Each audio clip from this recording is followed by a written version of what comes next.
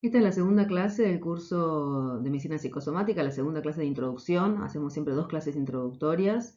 Es un curso de medicina psicosomática sobre las ideas de Luis Chiosa y yo soy la doctora María Adamo, que compilé estas clases. Acá, como vemos en el título, tenemos el afecto y la afección, dos términos que tienen una misma raíz idiomática y que ya nos están señalando que existe algún tipo de relación entre el afecto, las emociones, digamos, y las afecciones, o sea, las enfermedades. De eso nos vamos a ocupar en la clase de hoy. Antes de empezar, les dejo acá una pequeña descripción para que la persona que ve el video tenga una idea, si no lo sabe, del contexto. Este video es parte de un ciclo, reproduce, digamos, un ciclo de clases que estuve dando en el Sanatorio de San Lucas en el año 2019, en donde el esquema del curso son dos clases introductorias para hablar de las ideas básicas de Luis Chiosa sobre enfermedades psicosomáticas, y luego hacemos varias clases ya dedicadas a estudiar el significado inconsciente de diferentes enfermedades en particular. Y si ustedes quieren ir a buscar el contenido de estas clases, se encuentra, en realidad estas primeras dos clases yo las armo con partes voy tomando cosas de diferentes artículos del doctor Chiosa, y las clases sobre las enfermedades están armadas en función de investigaciones que están publicadas, y todo esto ustedes lo pueden consultar de manera gratuita en la página funchiosa.com, que es la página de la Fundación Chiosa, donde se pueden bajar y descargar la información, o me pueden escribir por cualquier consulta a info@medicinaypsicoanálisis.com.ar, o entrar al sitio web mío, donde también van a encontrar más información, que es www.medicinaypsicoanálisis.com.ar.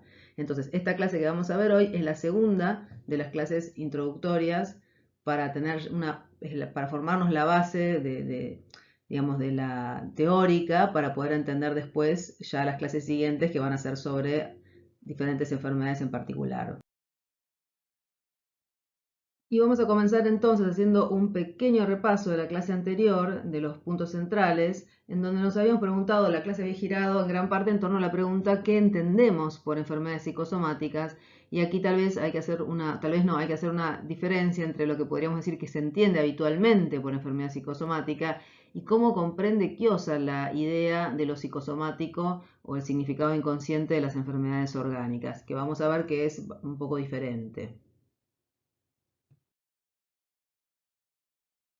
Dijimos que habitualmente lo que se suele entender por enfermedad psicosomática es una enfermedad somática de causa psíquica, es decir, se aplica el pensamiento causalista, que es un pensamiento que corresponde al universo de lo físico, de la mecánica, es un pensamiento mecanicista. ¿Se acuerdan que habíamos hablado de que la causa a través de un mecanismo produce un efecto? Se toma este pensamiento y así se plantea que la causa es psíquica y que entonces una enfermedad psicosomática puede producir, habíamos traído el ejemplo de que el trauma infantil podía causar el asma. Yo traía el asma porque les decía que es una de las enfermedades que históricamente se han visto como enfermedades psicosomáticas, porque se ve bastante claro algún tipo de relación entre cuestiones anímicas y el asma y los brotes de asma o los episodios de asma, que esto se observa. Pero habíamos dicho que esta idea de que el trauma infantil causa el asma contiene una dificultad en el pensamiento, porque yo estoy diciendo que algo psíquico causa algo físico, ¿se acuerdan? Y que decíamos, podemos plantear la idea de causa en este contexto. Yo les daba el ejemplo, se los comparaba con el virus de la gripe, que yo les podía decir, bueno, el virus de la gripe ingresa en el organismo, que en el caso de la gripe yo les podía explicar una cadena causal sin saltar de nivel, en donde yo decía, bueno, el virus de la gripe ingresa por las vías aéreas superiores, produce una descamación y una irritación del epitelio, esto se traduce en catarro y después en toda la inflamación de los bronquios, etcétera, etcétera, y que dentro de todo uno puede establecer una línea causal, pero que uno no salta a lo psíquico, de lo físico a lo psíquico, sino que se maneja en el nivel de lo físico, y esto es coherente. Pero cuando yo quiero decir que un trauma infantil me va a causar una enfermedad en los pulmones, una inflamación y broncoespasmo en los pulmones, ya tengo un salto de nivel, y esto me hace pensar si realmente yo puedo hablar de una enfermedad de causa psíquica, que era el concepto que habíamos visto de psicogénesis, ¿se acuerdan? Que a ver, es un concepto que sirve en tanto a veces permite explicar cosas que se observan, pero cuando yo quiero tratar de pensar cómo es esto de que algo psíquico se transforma en algo somático, en realidad empiezo a darme cuenta que esto no lo puedo explicar. Y esto nos remite entonces a la pregunta de cómo se relacionan el cuerpo y el alma. ¿Se acuerdan que fue a lo que le dedicamos toda la clase pasada?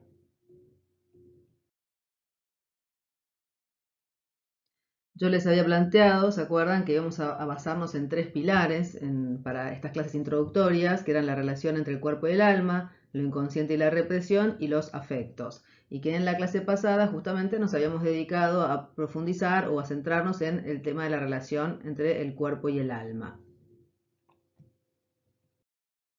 Yo había traído esta imagen. Esta imagen, que es el puente levadizo, es una buena imagen para ilustrar la dificultad de la que estamos hablando de este pasaje de psique a soma. Decíamos que el término psicosomática o psicosomático, como señala Chiosa, tiene este tema que es el guión, ¿no? Porque uno dice, bueno, este guión que une cuerpo y alma, metafóricamente hablando, ¿es cuerpo o es alma?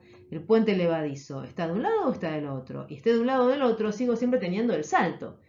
Entonces, Descartes decía, la res extensa y la res cogitans se unen en la glándula pineal, pero resulta que la glándula pineal es soma. Entonces seguimos teniendo el salto de psique a soma o de soma a psique, a menos que habláramos de una tercera sustancia que no sabemos cuál es. Entonces, esta es la dificultad epistemológica que se plantea y que Chiosa trata de buscarle una mejor respuesta.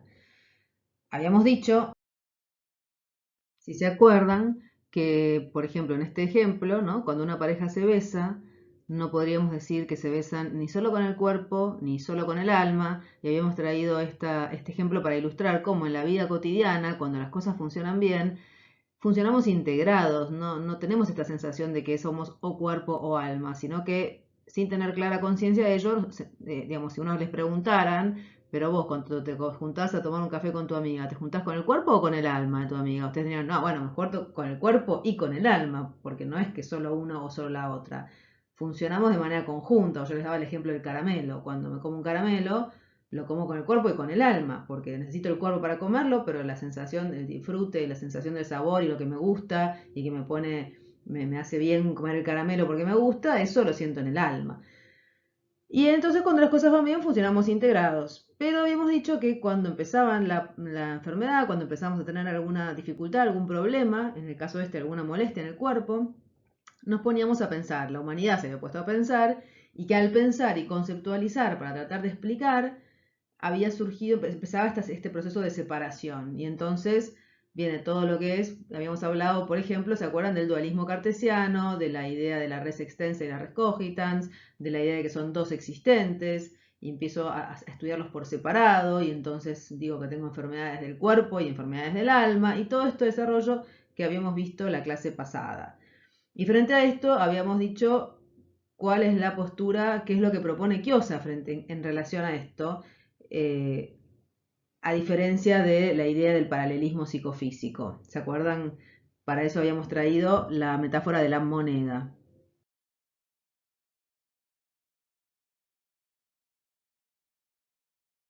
Lo que propone Chiosa, ¿no? Él dice, ¿qué pasa si en lugar de pensar que los existentes son o físicos o psíquicos, pensamos que tal vez son algo que nosotros no sabemos qué son, pero que los podemos conocer desde lo físico o desde lo psíquico? Se apoya para esto en Kant y él dice, yo no sé en sí lo que es un existente, cualquiera, en este caso el ejemplo de la moneda, pero yo puedo conocerlo por mis aparatos de conocer o mis herramientas que tengo como ser humano, los puedo conocer desde un punto de vista físico o desde un punto de vista psíquico. Pero son puntos de vista, yo puedo observarlo de ambas maneras, como si yo tuviera dos ventanas y miro el mismo objeto por cada una de las ventanas, o sea que son puntos de vista de una misma realidad que en sí no sé lo que es, pero que la puedo conocer de estas dos maneras, solo que habíamos dicho a veces tenemos más clara conciencia de una de estas formas y otras veces de la otra, no siempre están las dos, en el caso por ejemplo de los afectos, yo les traía el ejemplo de la tristeza y les decía que allí se ve bastante claro cómo se me junta cuerpo y alma, porque yo veo la tristeza y veo también las lágrimas que son físicas y la transformación física de la persona. Pero que en otros ejemplos, por ejemplo, si me encuentro una mancha en la piel, mi primera reacción es decir que esto no tiene sentido, que esto es solo físico. Pero que esto no, pero que lo que dice Kiosa es que yo no le encuentre el sentido, no quiere decir que no lo tenga. Y que todo existente tiene ambas caras, aunque yo no siempre las pueda ver con tanta claridad o las pueda descubrir tan rápido. Habíamos tratado también de definir qué es lo físico y qué es lo psíquico. Habíamos dicho que lo físico es más fácil de definir, lo llamamos físico a lo que percibimos con los 5 sentidos, lo que podemos ver, pesar, medir, tocar, oler. Y para definir lo psíquico, habíamos tomado una definición de Freud en donde llamamos psíquico a lo que comprendemos por su sentido. Por comprender, ¿y qué es el sentido? Dijimos que sentido condensa 3 significados. Es el significado de algo, justamente, es la dirección, el sentido de una calle, hacia donde me encamino, el sentido de mis actos, la dirección de mis actos, ¿no? Y también lo que siento, los afectos y las importancias, porque lo que yo hago, ¿no? Hacia dónde me encamino y el sentido de las cosas tiene que ver con lo que yo deseo, con lo que quiero, con lo que me falta, con las cosas que siento, que son las que me importan. Y entonces tomamos la definición de Freud, porque Freud dice, bueno, psíquico es aquello que forma parte de una serie que se encamina hacia un fin y que yo puedo entender ese fin al cual se encamina. Entonces yo les daba el ejemplo de que si yo muevo el brazo de una manera un poco espástica, ustedes por ahí piensan que yo estoy teniendo una convulsión parcial o que tengo un tic. Y si ustedes de pronto, en cambio, ven que está volando una mosca y que comprenden que yo me estoy tratando de espantar la mosca, entonces dicen, ah, el gesto tiene sentido, porque yo entiendo a dónde va, entiendo qué es lo que quiere lograr. Y esto es la esencia de lo psíquico, del sentido, del para qué, de la intención y también de las importancias. Entonces, esta es nuestra definición que tomamos de psíquico. Inherente a lo físico, cuando hablo de físico en general me refiero a algo, a un objeto, a una cosa, ¿no? Como una máquina. Y cuando hablo de lo psíquico me refiero más bien a alguien, porque el que hace el acto, el que tiene sentido, el que siente las importancias y los afectos y que se encamina en una dirección, es un alguien ya, no un algo.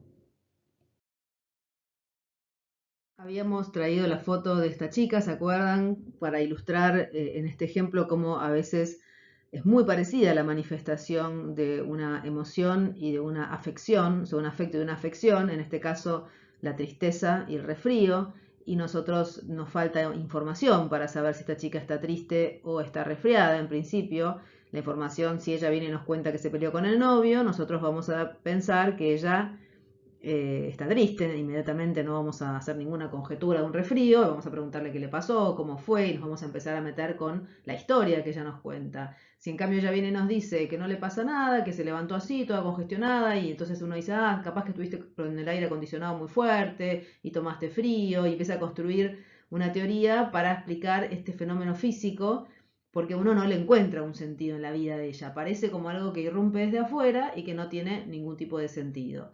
Pero sin esa información, solamente con la imagen, en este caso, no es en todos los casos así, se ve muy claramente cómo el resfrío y la tristeza toman una forma de expresión muy parecida.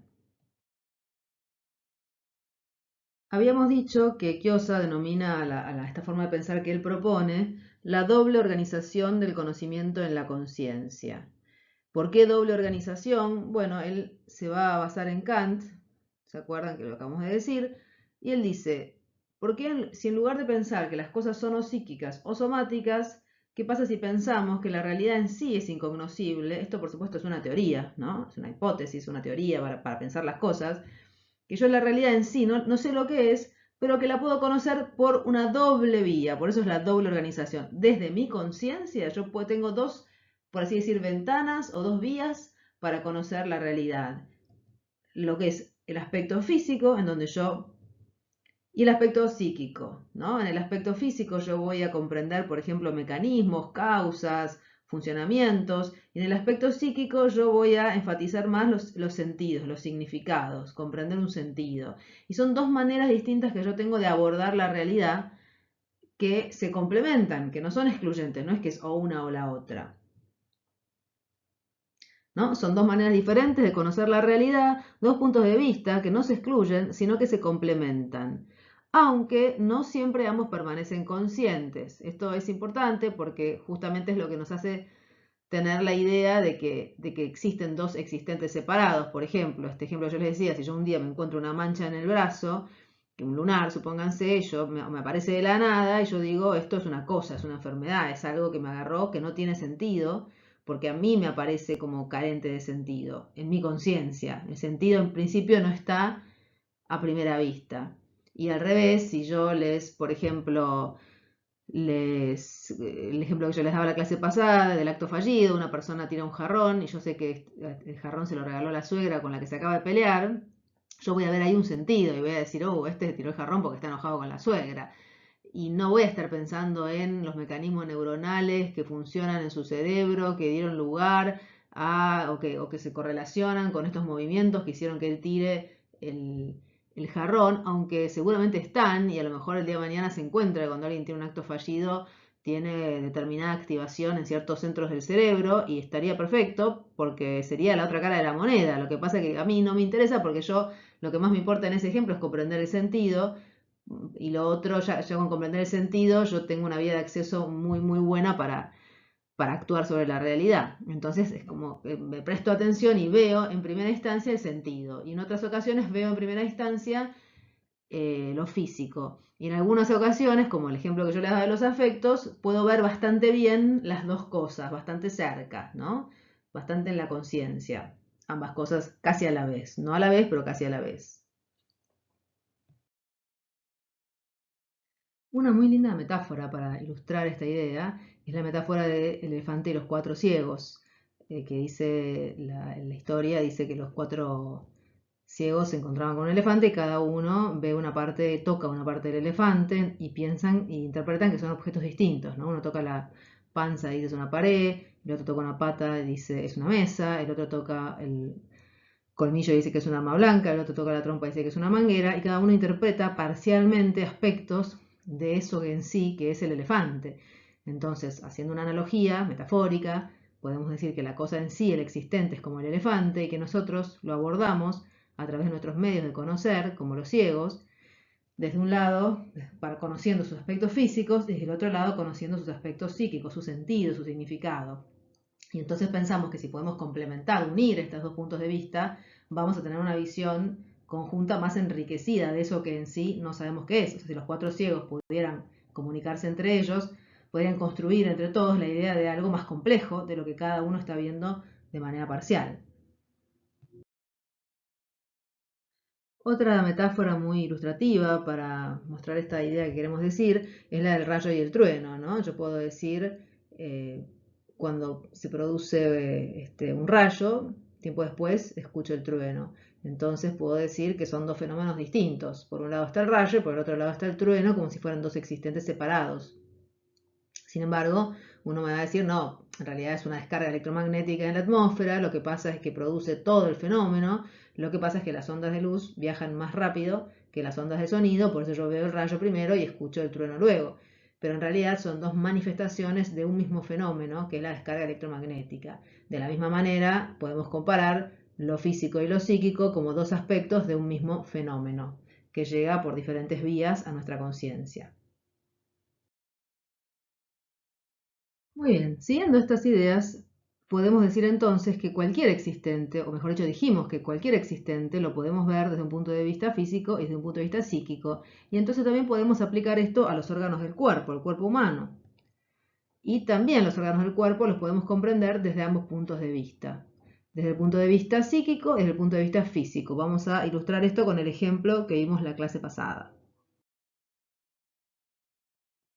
Habíamos dado como ejemplo la vesícula biliar. ¿Se acuerdan? Y habíamos dicho que podíamos estudiar sus características físicas, organolépticas, ver qué tamaño tiene, dónde está ubicada, qué color tiene, si está endurecida, etcétera, etcétera.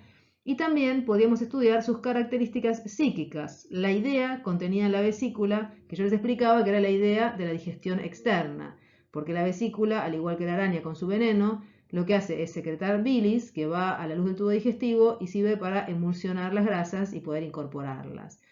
Entonces habíamos dicho que desde un punto de vista lo podemos ver como una vesícula física, desde otro punto de vista lo podemos ver como esta idea que está contenida en la función de la vesícula, que es la idea de digerir afuera para incorporar adentro algo que así como está no lo podemos incorporar, que lo tenemos que destruir o desmenuzar para ir incorporándolo.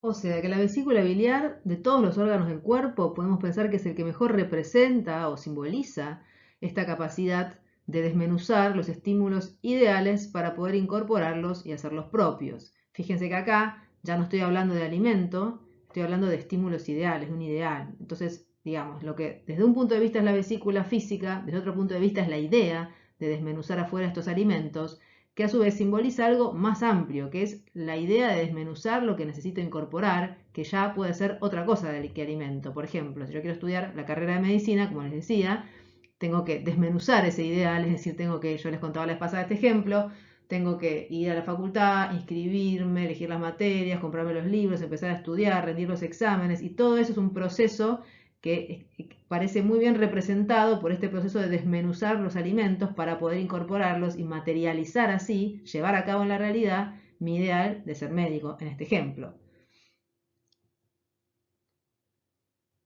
Entonces, un adecuado funcionamiento de la vesícula biliar simboliza el ejercicio saludable de esta capacidad. Aquí siempre hay que tener cuidado porque estamos hablando de un símbolo, es decir, que no es que la capacidad está dentro de la vesícula, no, la vesícula contiene esta idea en su funcionamiento, pero a su vez simboliza esta capacidad que es más amplia y que no es que tengo adentro de la vesícula la capacidad de materializar en general. Dicho de otra manera, si a mí me sacan la vesícula, no es que no puedo materializar y concretar ideales en la vida, los puedo concretar porque no están ahí adentro. Esto es un símbolo, pero sí lo que pensamos es que una alteración en el funcionamiento de la vesícula, que es el órgano que simboliza esta capacidad, está expresando una dificultad con esta capacidad o con este funcionamiento en la vida.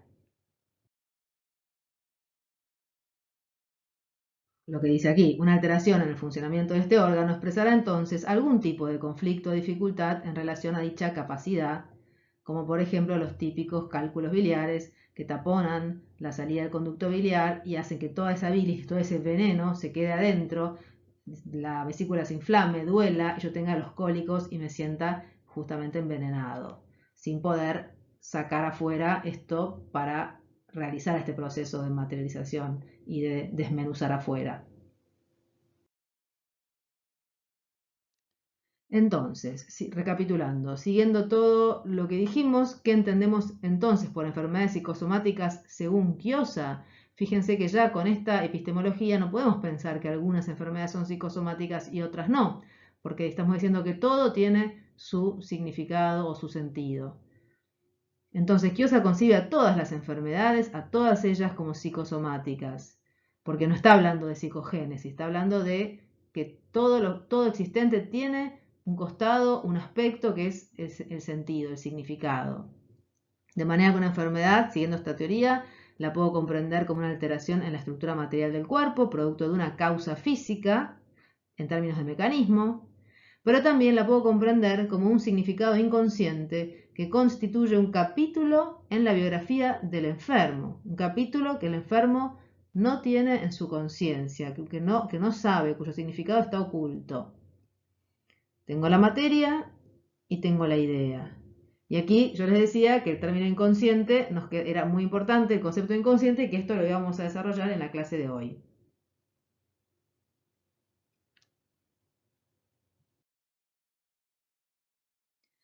Plantea entonces Chiozza que el significado que una enfermedad expresa es específico de esa enfermedad, o sea que no es lo mismo lo que significa enfermar del riñón que enfermar del hígado. Y porque los significados de cada patología tienen que ver con la idea que el órgano encarna, esa idea que el órgano contiene, por así decir, y que simboliza un significado determinado, como en el caso de la vesícula biliar. La vesícula biliar encarna esta idea de la digestión externa y simboliza un funcionamiento del alma humana que va más allá de la vesícula, que se puede ver en la vida como esta necesidad de digerir para incorporar, dicho mal y pronto. Chiozza va a denominar a esto la fantasía específica inconsciente de un órgano o de una enfermedad determinada. Y acá es donde yo les decía que teníamos que profundizar ahora qué se entiende por inconsciente, qué significa este concepto, porque es fundamental para poder entender lo que sigue. Bueno, entonces habíamos visto los tres pilares que habíamos dicho, que eran la relación cuerpo-alma, que fue sobre lo que nos abocamos en la clase pasada, lo inconsciente y la represión, y los afectos. Eran los tres pilares sobre los que nos íbamos a tener que basar para explicar estas ideas. Entonces, ahora vamos a ir sobre el tema que ya un poco anticipé la vez pasada, de lo inconsciente y la represión. Bueno, podemos pensar que esta foto, esta imagen, es una metáfora o una linda foto para simbolizar lo que es la vida, un camino, ¿no? La vida es un camino que vamos transitando. En este camino nos van pasando cosas. Algunas nos ponen contentos, nos agradan, otras no tanto. Pero importante es que todas ellas, en mayor o menor medida, nos van a despertar emociones o afectos diferentes. Por ejemplo, vamos a ver la diapositiva siguiente, una buena ilustración de esto. Está el círculo rojo puesto aquí para ilustrar lo que siente, porque yo de todo lo que se muestra en esta foto, que es bastante conocida, yo quiero hablar o hacer hincapié en lo que esta nena siente en relación a esta otra nena. ¿Ustedes qué dirían que siente esta nena en relación a la otra nena? Es bastante evidente. Siente envidia, ¿no? Se pone verde, podemos decir, de envidia.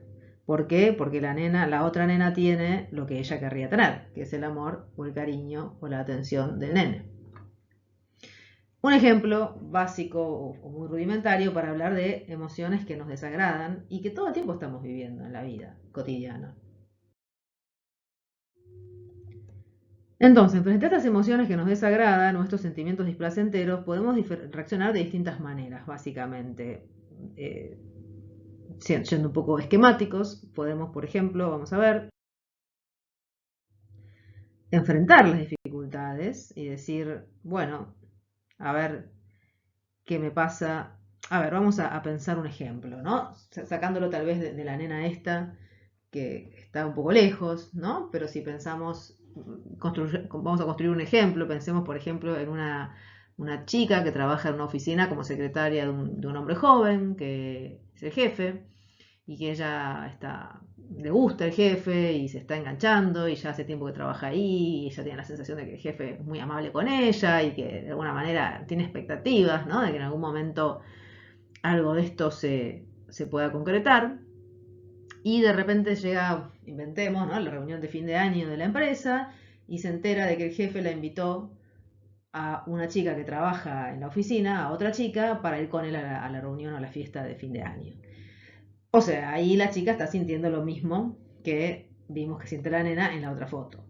Frente a esto, ella puede decir, bueno, a ver, enfrento esto, lo siento, me la banco y veo qué pasa y veo por qué siento esto, y enfrento la dificultad, enfrento lo que me molesta, lo vivo. Pero hay otra manera bastante frecuente y bastante humana de reaccionar también, humana en el sentido de que es habitual. Veamos. Es que a veces sentimos la necesidad de evadir el malestar, es lo que llamamos la técnica del avestruz. Esto es algo también bastante comprensible porque en cierto modo, a ver, si yo pongo la mano sobre la hornalla que está prendida, siento el dolor y mi tendencia natural es alejar la mano, o sea, alejarme del estímulo doloroso. Y eso en la vida, en la naturaleza, funciona en un montón de áreas muy bien, es como un automatismo, me duele, me alejo, salgo, me aparto de lo que me duele. Pero esto a veces no funciona tan bien. Vamos a ir viendo en qué momentos conviene y en qué momentos no conviene. Porque a veces el precio por apartarnos de esto es demasiado alto. Idea básica de lo que va a plantear Freud en todos sus desarrollos sobre el psicoanálisis. Veamos. ¿Por qué pongo esta imagen? ¿Ustedes qué piensan de esto? Un iceberg, ¿no? Un iceberg es la metáfora, una de las metáforas más logradas que usó Freud para hablar o ilustrar su descubrimiento sobre el inconsciente. ¿Qué es lo que dice Freud? En dos palabras, él va a decir, nuestra vida anímica, nuestra vida psíquica, todo lo que nos pasa y de lo que nos damos cuenta es solamente como si fuera la punta de un iceberg, de un iceberg mucho más grande que está inconsciente, que no tenemos, de lo que no nos damos cuenta, pero que también nos pasa. Dijo Freud entonces, la conciencia vendría a ser la puntita del iceberg y lo inconsciente, todo lo más grande que está sumergido y de lo que no tenemos registro o noción. Y entonces él va a decir, cuando algo invade la conciencia y a mí me molesta, yo tengo un recurso que es quitarlo de la conciencia, sacarlo, hundirlo, ¿no? Como siempre digo en chiste, el inconsciente y lo inconsciente siempre están abajo, ¿no? Como si fuera el sótano. Obviamente no están abajo, pero uno siempre se lo imagina como estando abajo. Y entonces este es el concepto de que ahora vamos a ver de la represión. Fíjense. Yo puedo experimentar la envidia en la conciencia, como yo les decía, enfrentar las dificultades o bancármela, animarme, enfrentarlo. Y entonces, imaginemos que en la reunión esta chica mira a la otra chica y experimenta envidia, igual que la nena, ¿no? ¿Por qué? Porque ella tiene lo que ella anhelaba para sí misma, que es el jefe. Entonces, esta envidia la puedo sentir, pero Freud dice, sí, la puedo sentir, pero a veces cuando es demasiado dolorosa y yo no la soporto, tengo un recurso que es reprimir, hacerla desaparecer de la conciencia. Chau, no está más. Si la envidia resulta muy insoportable, también la puedo reprimir. ¿Y qué va a decir Freud? Símbolo de la represión, no veo, no escucho, no hablo. Freud sostuvo que el motivo por el cual reprimimos es evitar el desarrollo de un afecto displacentero. Antes de seguir, dos palabritas de la represión. Freud ilustraba la idea de la represión con la idea de imaginarse un salón en el que yo, por ejemplo, podría estar dando esta clase, donde tengo la gente sentada y de repente uno de los que están escuchando empieza a hacer lío y empieza a preguntar de manera agresiva, de manera invasiva, empieza a gritar, se para y llega un momento en que yo digo, bueno, tengo que llamar a seguridad y que lo saquen porque ya está tan molesto que no puedo seguir dando la clase. Entonces llamo a seguridad, seguridad lo saca afuera y cierra la puerta. Pero este señor, dice Freud, sigue estando ahí. Yo trato de seguir con la clase, pero cada vez él empieza a golpear y empieza a querer entrar. Que ahora vamos a ir viendo esta cuestión. O sea, la idea de la represión es saqué al señor del salón, saqué lo que me molesta, me aparté del estímulo molesto. Él usaba esta metáfora, ¿sí?, de la conferencia para ilustrar lo que era la represión.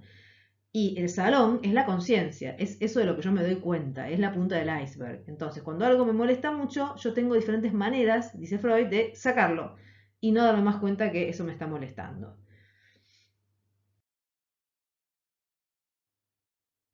En este sentido, fíjense la importancia del tema de los afectos, sobre el que vamos a seguir profundizando un poco más adelante. Los afectos, Giosa, siguiendo a Freud, dice, son lo único que, por así decir, entre comillas, paga peaje en el tráfico anímico. ¿Qué significa que paga peaje? Bueno, significa que cuando yo reprimo es por el afecto, no por la idea. Entonces, Giosa va a decir que la idea es como si fueran los camiones que transportan la carga, mientras que la carga, lo que importa, eso que tiene el valor y que hace que yo lo quiera transportar de un lado al otro, es el afecto. Por ejemplo, ¿no? Yo puedo decir, yo reprimo la idea de, no sé, en este ejemplo, la fiesta de fin de año porque me despierta un afecto doloroso que es el sufrimiento y la envidia. Y una amiga me puede decir, che, pero no hablas más de la fiesta, que no te importa, ya no estás más pendiente. Yo digo, no, la verdad que esa fiesta es una pavada, no me interesa.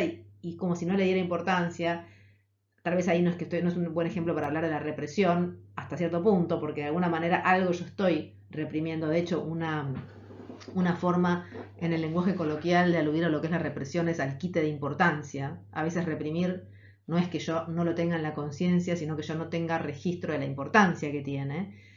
Pero la idea es que yo siempre voy a reprimir porque hay algo que me está despertando un afecto doloroso. Ese es el motivo de la represión. Yo podría soportar la idea de la fiesta de fin de año si no fuera que me despierta este afecto tan penoso.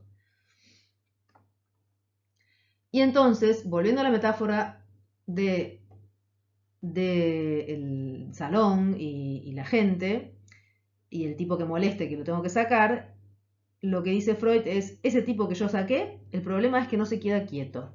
Va a empezar a golpear la puerta, va a empezar a querer tirar la puerta abajo, yo voy a tener que empezar a destinar energía, a decir, a ver, esperen, interrumpamos la clase, pongamos algunas sillas, apoyémonos contra la puerta, y al final la cuestión es tan intensa, yo voy a tener que interrumpir la clase porque tengo demasiada energía destinada a que no irrumpa este buen hombre otra vez adentro del salón.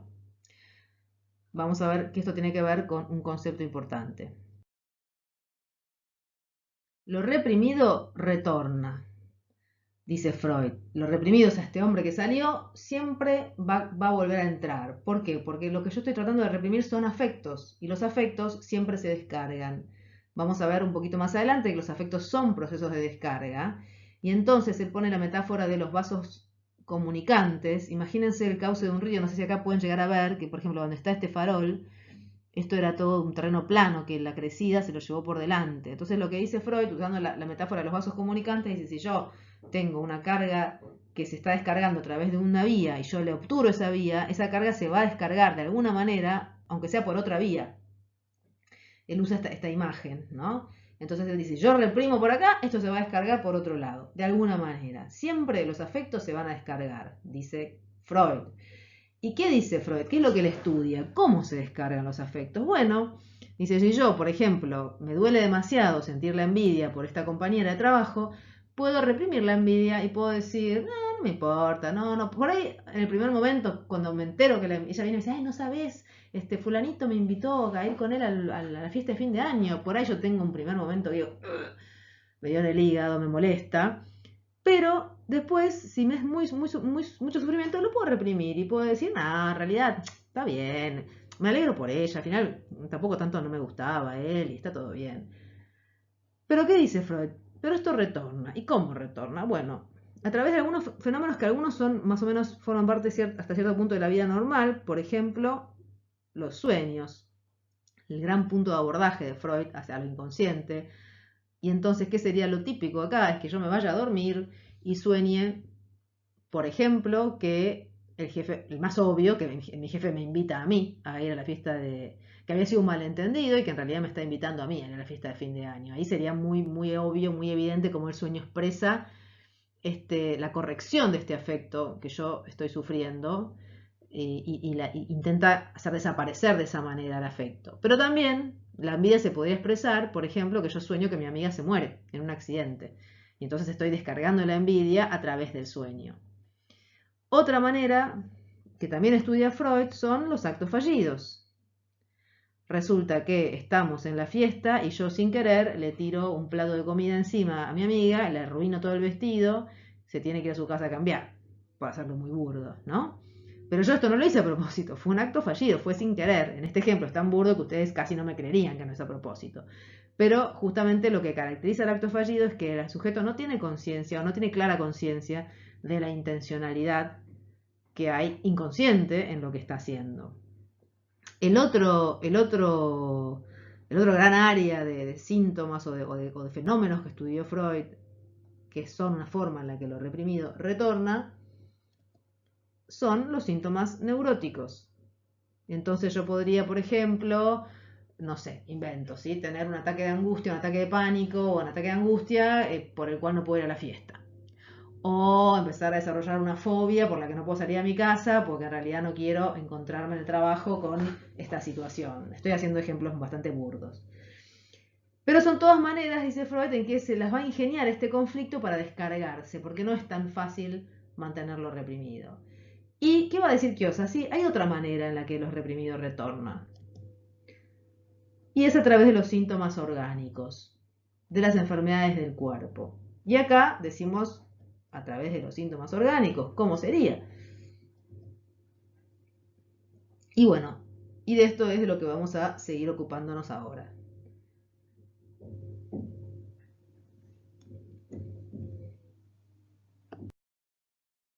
Bueno, y acá entonces volvemos a nuestros tres pilares. Ya hablamos de la relación cuerpo-alma, ya hablamos algo de lo inconsciente y la represión, y ahora nos queda pendiente un punto central que son los afectos, que ya los venimos nombrando, pero que ahora vamos a abordarlos más en profundidad.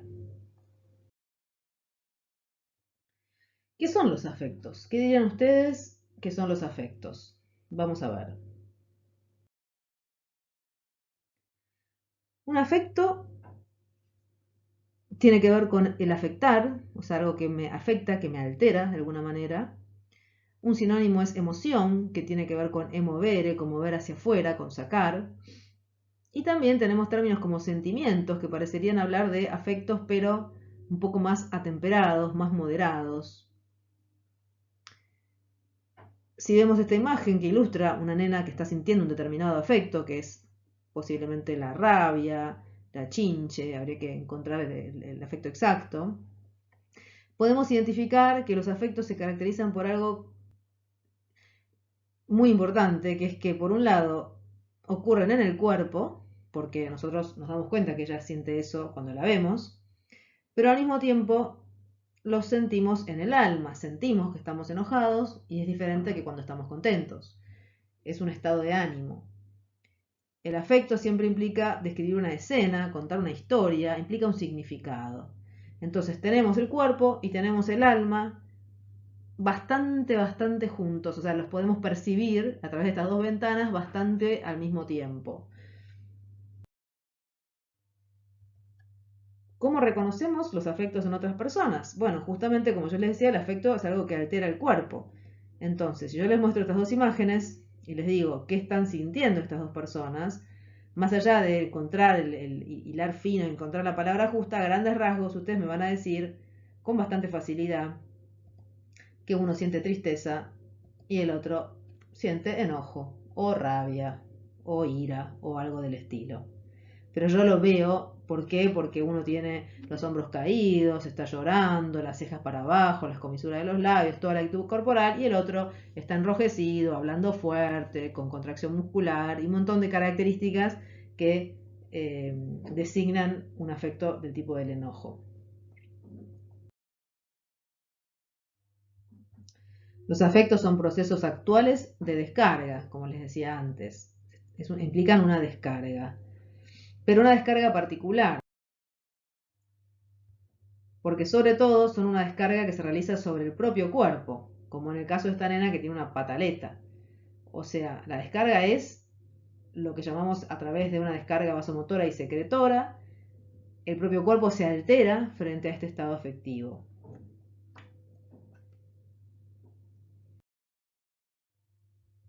Y se perciben en la conciencia como sentimientos o sensaciones cualitativamente diferentes. Como yo les decía, no es lo mismo, supónganse acá, tenemos una mujer aterrada, con miedo. No es lo mismo que una mujer triste o que una mujer contenta. Son sensaciones distintas. El afecto, como les decía, implica una descarga sobre el propio cuerpo, a diferencia de la acción. ¿Sí? Cuando hacemos una acción en la vida, estamos descargando, por así decir, o alterando nuestro entorno, nuestro mundo alrededor. Entonces, en ejemplo torpe otra vez, si este señor empieza a cavar y resulta que no puede avanzar, no puede cavar, se encuentra que el piso está muy duro, se le rompe la pala, a lo mejor de repente revolea la pala y se enoja. ¿Por qué? Porque no está pudiendo hacer la acción eficaz en el mundo y entonces se le despierta un afecto muy intenso. Mientras que cuando las acciones son más eficaces, los afectos son más moderados. Hay una relación que podemos observar inversa entre la intensidad del afecto y la eficacia de la acción que estamos queriendo realizar. ¿Existen distintos tipos de afectos? Bueno, obvio, sí, ya en parte lo vengo diciendo. Pero es interesante que tenemos pocas palabras para designar los afectos. Si yo les digo ahora, a veces lo he hecho en los cursos, ¿no? Si yo les digo agarren una hoja y escriban una lista de todos los afectos o emociones que ustedes conocen, probablemente no, con toda la furia no pasen de 30. Y sin embargo, imagínense cuántas palabras tenemos para designar objetos. Millones. Entonces, si pensamos que los afectos son tan centrales en la vida humana, que marcan el sentido de lo que nos importa, que son lo que nos lleva a reprimir, es realmente llamativo que conozcamos tan pocos. Probablemente esto también se debe a que nos cuesta darnos más cuenta de las cosas que sentimos. Podemos decir a grandes rasgos que los afectos se dividen entre placenteros y displacenteros, como una manera de clasificarlos muy general. Tenemos como ramificaciones o familias de afectos, por ejemplo, el miedo, la angustia, el pánico, toda la familia del miedo. El enojo, la ira, la cólera, la rabia, el odio. Fíjense cómo muestra los dientes este chico. tenemos 4 afectos que Kiosa ha destacado mucho. Si ustedes ven por la foto, me pueden decir, aquí estamos ya haciendo hincapié no en lo que ella siente frente a ella, sino en lo que ella siente frente a la pareja. Se siente afuera, se siente excluida, y estos son los celos.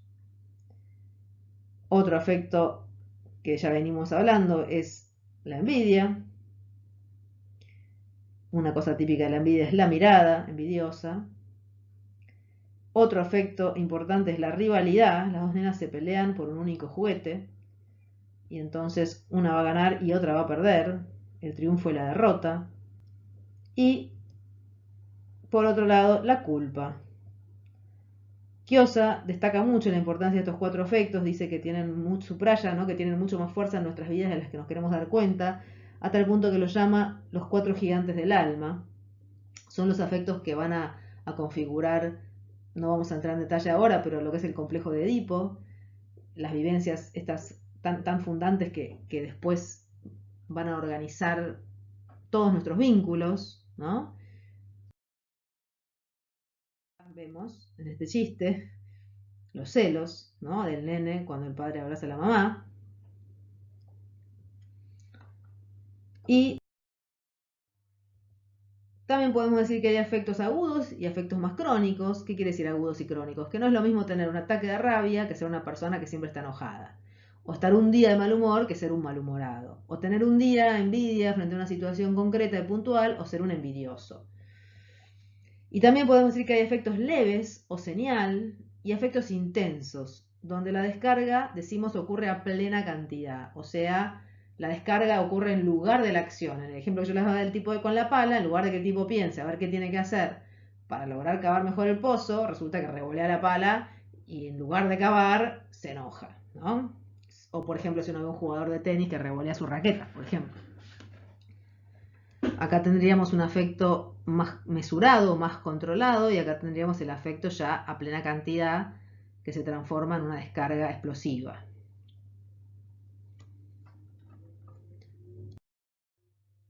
También podemos ver que a veces las palabras están muy cargadas de afecto, como aquí, cuando Messi grita gol, dice la palabra, pero es puro afecto, básicamente. Y tenemos la inversa, cuando alguien habla con palabras vacías. Si yo me las paso hablando y no les evoco ningún tipo de afecto, ninguna emoción, ninguna importancia, por ejemplo, cuando yo traigo los ejemplos, trato de que ustedes se identifiquen y se movilicen, porque si no, son todas palabras teóricas, abstractas, que no dicen nada y ustedes se duermen, se aburren, porque son palabras vacías de afecto. Resumiendo entonces, los afectos son fenómenos que sentimos, que poseen determinada cualidad, pero también son una descarga que se realiza en el cuerpo, somático, orgánico. Reprimimos, dijimos, para no sentir un afecto penoso. O sea, esto es clave, ¿eh? El motivo de la represión es no sentir un afecto. Esto lo dice Freud. Imagínense el lugar central que ocupa el afecto en la teoría psicoanalítica. Pero, agrega Freud, los afectos siempre van a encontrar una vía de descarga, de alguna manera. Y lo que va a agregar Kiosa es que cada enfermedad del cuerpo oculta y a la vez expresa un particular afecto que no se tolera en la conciencia. O sea que así como yo puedo descargar un afecto a través de un síntoma neurótico, también lo voy a descargar a través de una enfermedad, lo puedo descargar a través de una enfermedad orgánica. Acá tenemos algunas imágenes de distintos afectos.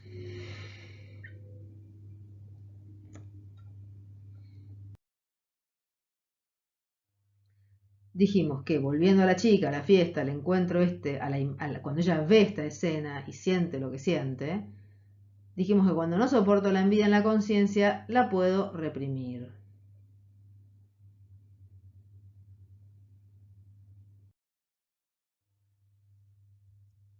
Y nos preguntamos entonces, bueno, ¿y cómo es el camino que conduce del afecto, de la envidia, que reprimí, según dice Kiosa, a la afección, a la enfermedad, a la alteración?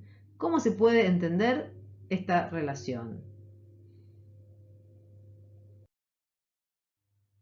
Bueno, en este sentido es un fenómeno muy interesante que muy ilustrativo son los giros lingüísticos, las expresiones del saber popular. Muchos giros lingüísticos van a ver ustedes que condensan la relación entre un determinado afecto y un determinado órgano y un determinado significado, ¿no? Por ejemplo, yo digo esto es un dolor de cabeza. Y cuando yo digo esto es un dolor de cabeza, no es lo mismo que cuando digo, por ejemplo, a ver, es una cuestión de piel. Yo no digo es una cuestión de cabeza, digo es una cuestión de piel. Y uso la piel para expresar algo que tiene que ver con un sentido diferente del dolor de cabeza. O por ejemplo, de decir me parte el corazón. Es distinto decir esto me parte el corazón que decir esto me parte la cabeza. Por algo, cuando yo digo, me olvidé de tal cosa, me toco la cabeza. Y cuando digo, no, la verdad que me dio mucha pena, me toco el lugar del corazón. Entonces, por algo, el saber popular condensa y unifica un determinado órgano con un determinado afecto y un determinado sentido. Veamos un par más. Decir, por ejemplo, que no me lo puedo tragar, diferente a no lo puedo digerir, aunque parecido, pero ven que no tiene exactamente el mismo sentido. O por ejemplo la expresión ojos que no ven, corazón que no siente. Yo uso los órganos para hablar de determinadas vivencias puntuales y específicas. Cada afecto tiene, como dijimos antes, su particular figura, ¿sí? Que me permite a mí reconocerlo. Que es, fíjense, típica y está determinada filogenéticamente. ¿Qué quiere decir acá? ¿Qué es la filogenia? La filogenia es la historia de las especies. Entonces, hay cosas que yo, por ejemplo, yo no aprendí a llorar. Yo nací y yo ya sabía llorar. Entonces, esto es algo que está determinado en la filogenia, es decir, en la historia de la especie humana y en la historia de las especies de las que la humana deriva, en algún momento empezó a aparecer este fenómeno del llanto, pero yo lo traigo ya incorporado. No tengo que aprenderlo, está determinado y las personas lloramos aquí y en la China todas igual. Después habrá variantes culturales y será que los japoneses lloran frente a situaciones un poco distintas que los italianos y demás, pero básicamente cuando están tristes todos los humanos se ponen de una manera y cuando están contentos todos los humanos se ponen de otra manera. Y esto está determinado en la filogenia. Tomando un ejemplo en el que se ve muy claro, no es en todos los casos tan claro, puedo decir, por ejemplo, yo tengo temblor, si yo tengo palidez, si yo tengo midriasis, que es dilatación pupilar, si tengo taquicardia, piloerección, o sea, se me paran los pelitos, aumento del tránsito intestinal, taquipnea, aceleración de la respiración, sudoración. Si yo tengo todos estos signos, ustedes, ¿qué dirían? ¿Qué tengo? ¿Qué es lo que estoy sintiendo? ¿Pueden relacionar esto con un afecto? Sí. Pueden relacionar esto con el miedo o alguna de sus variantes, la familia del miedo, que se caracteriza por todos estos signos en el cuerpo. A esto Freud lo denominó clave de inervación, es decir, es como el engrama o el esquema que caracteriza a un afecto diferente en el miedo, diferente de la alegría, de la excitación sexual, del enojo, como decíamos, ¿no? Esta es la clave diferente para un afecto que para otro. Ahora, podemos preguntarnos qué pasa, ¿por qué los afectos son así? ¿Por qué cuando estamos tristes nos sale agua por los ojos? Como yo les decía la vez pasada, ¿por qué no me pica la oreja cuando estoy triste? Es realmente llamativo, ¿no? Que un estado anímico se acompañe de, por ejemplo, en este caso, secreción de lágrimas, secreción de agua por los ojos. ¿Por qué? Bueno, también podemos... ¿Por qué cuando siento vergüenza tengo vasodilatación facial? ¿Tiene algún sentido? ¿Se puede comprender?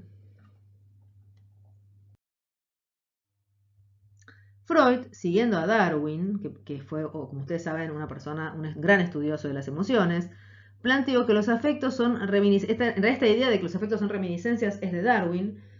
Freud la va a retomar. ¿Por qué reminiscencias? Porque Darwin dice, el sujeto por ejemplo, para tomar un ejemplo bien claro, el sujeto que tiene un ataque de rabia y se enoja, ahora, por ejemplo, imagínense, yo estoy acá con ustedes y alguien me hace una pregunta que a mí me irrita y yo me enojo y me pongo toda roja y se me hincha la vena y se me tensan los músculos, ¿no? En realidad, lo que dice Darwin es, yo estoy reaccionando como en el pasado filogenético, no de mi vida personal, sino de la vida de mi especie, porque estoy sintiéndome frente a una situación que en aquel momento se hubiera dirimido, por ejemplo, a través de la lucha física. Entonces yo me hubiera agarrado en ese momento, si esta persona que me viene a increpar hubiera sido tal vez alguien que me quiere, no sé, robar el alimento. Y yo, frente a esta persona, reacciono con enojo y me tengo que ir a pelear físicamente. Entonces lo que dice Darwin es, el afecto es como una especie de recuerdo de esto, es como una reminiscencia, es como un resto que quedó de algo que ahora no tiene sentido, que en su momento fue justificado, tenía sentido y ahora ya no lo tiene, pero aparece igual cuando nos sentimos frente a una situación así. ¿Por qué no tiene sentido? Porque yo ahora no necesito pelearme, necesito tal vez, sí, irrigar el cerebro y tratar de pensar qué argumentos puedo utilizar para discutir, pero no irrigar los músculos. Entonces Freud toma esta idea y dice, bueno, sí, los afectos son reminiscencias, y agrega algo que yo se los voy a leer y después se los voy a explicar. Y dice, y pueden concebirse como ataques histéricos universales, típicos e innatos. Bueno, esto que parece difícil de seguir, vamos a desmenuzarlo un poco. Él dice, ataques histéricos universales, típicos e innatos. ¿Por qué? Vamos a ver la próxima diapositiva. Freud, ustedes saben que estudió la histeria, ¿no? Las pacientes histéricas tenían síntomas en el cuerpo, como por ejemplo parálisis, como por ejemplo temblores, como por ejemplo dificultades para caminar, vómitos. El gran mal histérico, la gran crisis histérica era esta que se ve acá en la foto, en el dibujo, que era una especie de convulsión o de ataque generalizado que tenía la mujer. Y Freud, ¿qué es lo que él descubre? Que esta histeria estaba expresando algo que la paciente había reprimido y que tenía que ver con algo que había sentido en algún momento y que lo había tenido que reprimir. Para hacer un ejemplo muy burdo, el arco histérico, que parece la posición como una especie de caricatura del coito, remite a eventualmente una sensación de excitación sexual que ella no pudo soportar en la conciencia, la reprimió y que vuelve, retorna como ataque histérico. Entonces rememora este síntoma histérico, rememora una vivencia de excitación sexual del pasado ontogenético. La ontogenia, a diferencia de la filogenia, es la historia del individuo. Entonces ella en su vida, por ejemplo, el caso de Isabel DR, que estaba enamorada de su cuñado, pero que esto lo había reprimido, que a su vez el cuñado representaba al padre, no vamos a entrar en detalles, ella reprime esto y, imagínense, frente a una situación así, esta excitación vuelve, pero vuelve como un síntoma. Entonces, el síntoma histérico es como un recuerdo, es decir, no tiene sentido ahora, pero hubiera tenido sentido en su momento, porque sí, la excitación sexual estaba. Entonces, en ese momento hubiera tenido sentido esta reacción de tipo de coito o de encuentro sexual. Freud dice, es lo mismo que pasa con los afectos. El afecto ira, como le decíamos antes, este señor que está enojado, rememora una situación de preparación para la lucha física, pero del pasado filogenético. Por eso Freud dice que los afectos son como ataques histéricos, pero universales y heredados. Es decir, que nacemos con eso ya como incorporado, ¿no? La histérica lo construye el síntoma en su vida individual. Nosotros nacemos con este afecto ya incorporado y heredado. Pero lo importante de todo esto, vamos a ver unas imágenes. Por ejemplo, cuando tenemos miedo, tenemos sudoración, como yo les decía, podemos gritar, tenemos piloerección, abrimos bien los ojos, exoftalmos, ¿no? Todo esto que es una reacción automática, que la vemos también, por ejemplo, en un animal, como el gato, ¿no? La piloerección, los ojos abiertos. Pero lo importante de esta idea de Freud es que el afecto también contiene un recuerdo, contiene una idea, un significado. Es como que el afecto está hablando de algo específico, es decir, cuando yo siento este enojo, estoy como si fuera recordando un sentido particular, que es este sentido de la lucha y de la pelea, diferente de cuando siento miedo, por ejemplo.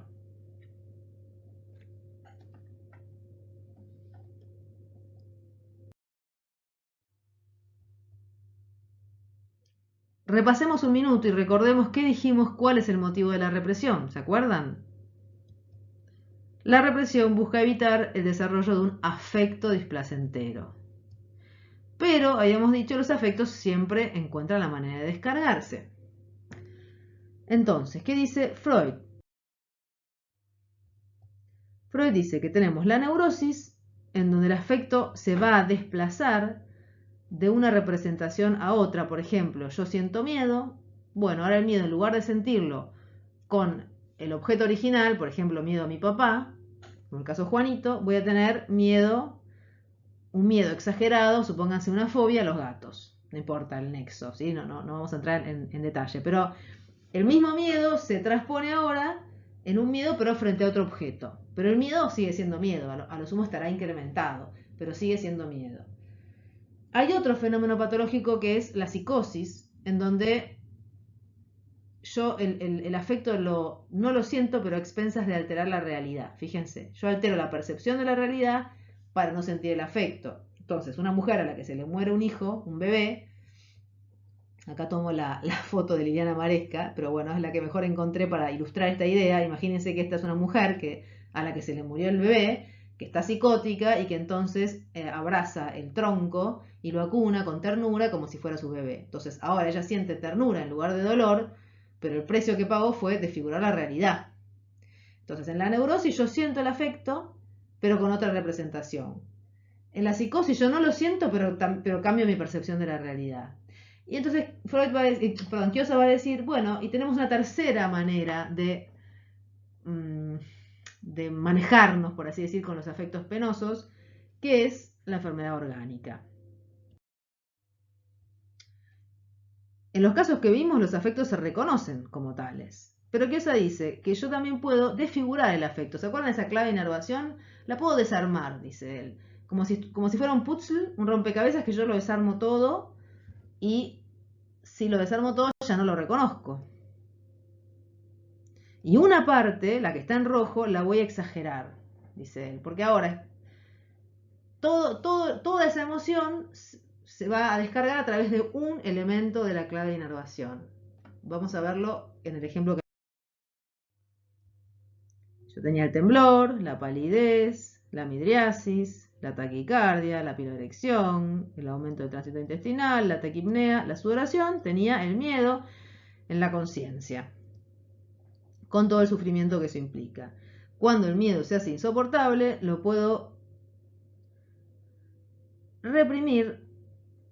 Chau, no tengo más, me desaparecen todas estas cosas, la midriasis, la taquipnea, todo eso ya no lo siento más, con lo cual me desaparece también el miedo, pero me aumenta, se me sobrecarga un elemento de la clave y entonces ya no tengo miedo, pero tengo una taquicardia paroxística.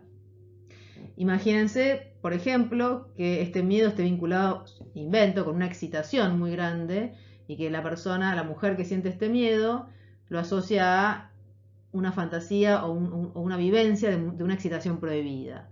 Y entonces, en lugar de sentir todo este conflicto en la conciencia y atravesarlo, lo reprime, el miedo desaparece, pero aparece de la nada una taquicardia paroxística. Entonces la mujer dice, yo no me pasa nada, pero sí, pero de pronto me late fuerte el corazón. Es más, típicamente va a decir, lo que me da miedo es la taquicardia paroxística. No, en realidad el miedo estaba de antes y ahora se atribuye a la taquicardia paroxística, que parecería ser la que origina en todo caso el miedo, si es que lo origina.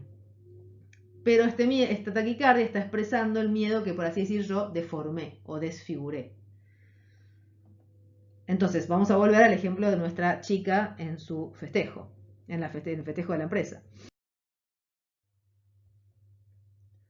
Podemos decir que cuando vivimos la vida, los dramas son compatibles con el funcionamiento normal de los órganos. O sea, yo voy viviendo la vida y voy sintiendo cosas y las siento con el cuerpo. Siento emociones, siento bienestar, siento malestar, siento asco, siento envidia, siento alegría y participan todos mis vísceras y todo mi cuerpo en estas emociones que voy sintiendo. El problema es cuando alguna de ellas no la puedo soportar. Cuando un afecto no se tolera en la conciencia, puede expresarse desfigurado en una alteración del cuerpo. Y veamos qué pasa en el caso de la envidia. Yo reprimo la envidia y ¿qué afección voy a tener? Un cólico biliar. ¿Por qué un cólico biliar? Y porque habíamos visto, en apretada síntesis, no estamos viendo en profundidad las fantasías hepáticas ni biliares, pero habíamos visto, ¿se acuerdan? Que la bilis tenía que ver con esta idea de procesar lo que yo quiero tener ideal para incorporarlo y hacerlo propio. y que cuando yo esto no lo puedo hacer, de alguna manera empiezo a sentirme envenenada, intoxicada, no estoy pudiendo lograr lo que quiero. Entonces, cuando esta chica ve esta situación, ¿cuál sería el desenlace sano? El desenlace más deseable sería que ella diga, pucha, digo, esta chica logró levantarse el jefe, es lo que yo quería, y empezar a decir, a ver, ¿cómo hizo? ¿Por qué el jefe le dio bola a ella? ¿Qué pasa? ¿Se viste distinto? ¿Es más simpática? ¿Es más interesante? ¿Cómo lo sedujo? ¿Cómo lo conquistó? Y que empezara y esto sería descargar en el buen sentido ese veneno que va desmenuzando eso que yo quiero incorporar, y entonces ella, que se quiere parecer a esa chica, podría ir desmenuzando esa imagen de esta chica y copiando, incorporando, emulando aspectos de esta chica para parecerse y poder tener en algún momento lo que también esta chica tiene, o poder ser como esta chica. Ese sería el desenlace sano, pero cuando esto está infrenado, es como si toda esta bilis se quedara atascada dentro y la amargara, la envenenara. Y esto es lo que está expresando el cólico biliar, en donde hay un cálculo o algo que obstruye la descarga de la bilis, y toda esa bilis acumulada empieza a producir dolor, ¿no? Y el sujeto está, por así decir, envenenado, con toda la bilis estancada dentro. Y esto tenemos también giros lingüísticos, me dio en el hígado, ¿no? Por algo uno dice esto me dio en el hígado y no dice me dio en la panza, o me dio en el pie, o en la rodilla, me dio en el hígado. O, más claro todavía, se puso verde de envidia, ¿no?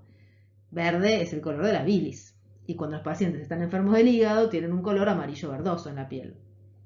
Entonces, aparecería en este ejemplo la chica, imagínense que reprimió la envidia, ustedes hablan con ella, imagínense que son una amiga y dicen, che, me imagino lo mal que te habrá caído que tu jefe la invite a pirula en lugar de a vos.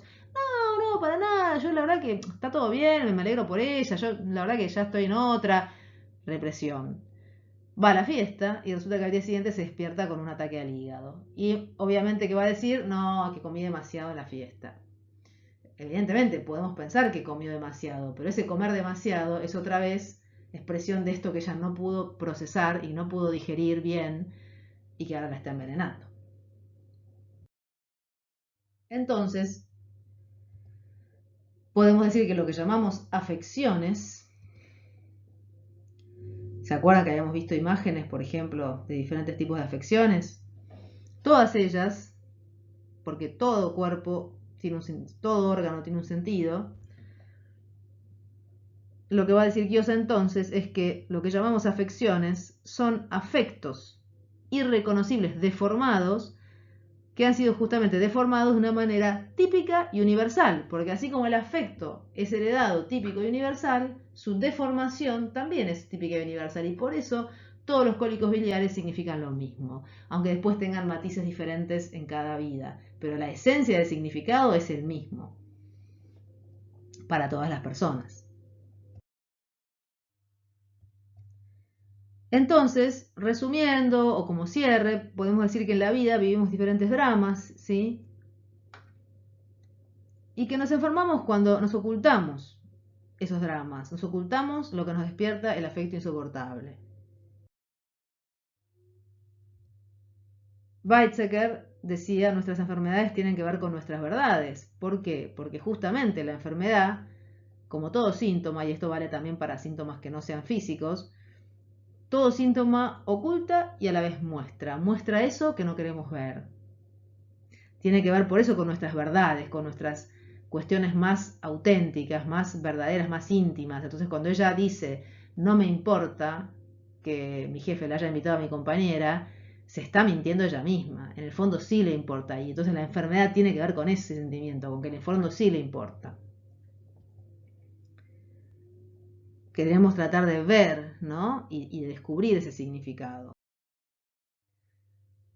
Otra linda imagen para ilustrar esta idea de que hay otro dentro nuestro, ¿no? Está la que dice, no, no me importa, no me importa, y está la que está dentro y se muere de envidia, ¿no? Y ese es el otro yo que está dentro nuestro y que tenemos que tratar de comprender como, en este caso, como terapeutas, ¿no? O sea que la enfermedad, como les decía, oculta y a la vez comunica algo acerca de estas verdades. Weizsäcker también decía que frente a la enfermedad había que decirle sí, pero no así. Weizsäcker dice, la medicina a la enfermedad le dice fuera con ella. Ejemplo, cólico biliar, tenés cálculos, sacate la vesícula. Chau. Muerto el perro, se acabó la rabia, fuera con ella. La postura del psicoanálisis, en cambio, es decir, espera, está bien, sí, ok, te pasa esto. Sentís envidia, pero no así. A ver, veamos si comprendiendo eso que te pasa y elaborándolo en un tratamiento psicoanalítico, que no es una tarea fácil, podemos lograr que el curso, que esto siga un curso que no sea tan dañino. Y eventualmente tampoco hará falta sacar la vesícula. A veces no se puede evitar, pero la postura es, tratemos de comprender, no de sacar y resolver mecánicamente.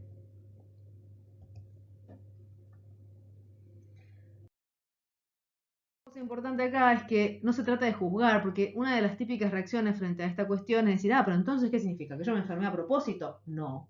Estamos hablando de lo inconsciente, estamos hablando de lo reprimido, estamos hablando de las cosas de las que no nos damos cuenta. Entonces no se trata de decir que ella por sentir envidia es mala, no. Ella está sufriendo por sentir envidia, pero más está sufriendo por reprimir la envidia que siente. Lo que buscamos es comprender, porque yo puedo comprender la envidia que ella siente solo porque yo también en algún punto la he sentido o la siento con otras cosas o forma parte de mi vida. Es la única manera de comprender a partir de lo igual de lo que compartimos. Y lo bueno de esto es que si yo tengo algo que ver, también puedo tener algo que ver en la mejoría, porque si yo pienso que las enfermedades, por ejemplo en este caso el cólico biliar, solamente tiene que ver con algo físico, lo único que puedo hacer es ponerme en manos del médico y listo, no hay nada que yo pueda hacer. Mientras que si pienso que tiene algo que ver con mi vida, digo, momentito, más allá de lo que pasa, lo que diga el médico y lo que pueda hacer con el médico, yo puedo tratar de comprender. Y lo más interesante de esto es que no solamente entonces voy a eventualmente poder mejorar mi síntoma, sino que voy a poder crecer como persona. Porque imagínense, para esta chica de este ejemplo, lo que sería como crecimiento si ella pudiera tomar conciencia de lo que siente, desarrollar, por ejemplo, aspectos que no tiene desarrollados. Por ejemplo, imagínense que resulta que ella es una tipa que siempre está con mal humor y la otra compañera siempre sonríe. Y ella empieza a darse cuenta de que esto tiene que ver con que el jefe le haya dado bola a la otra y no a ella.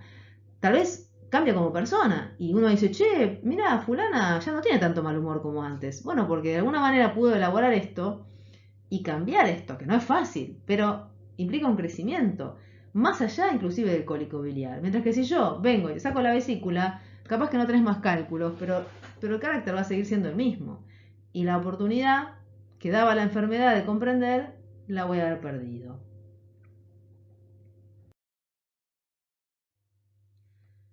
O sea que la enfermedad es un mal negocio, ¿no? Estoy pagando un precio muy caro. La represión es un mal negocio en este sentido. La represión que me lleva a enfermar es un mal negocio.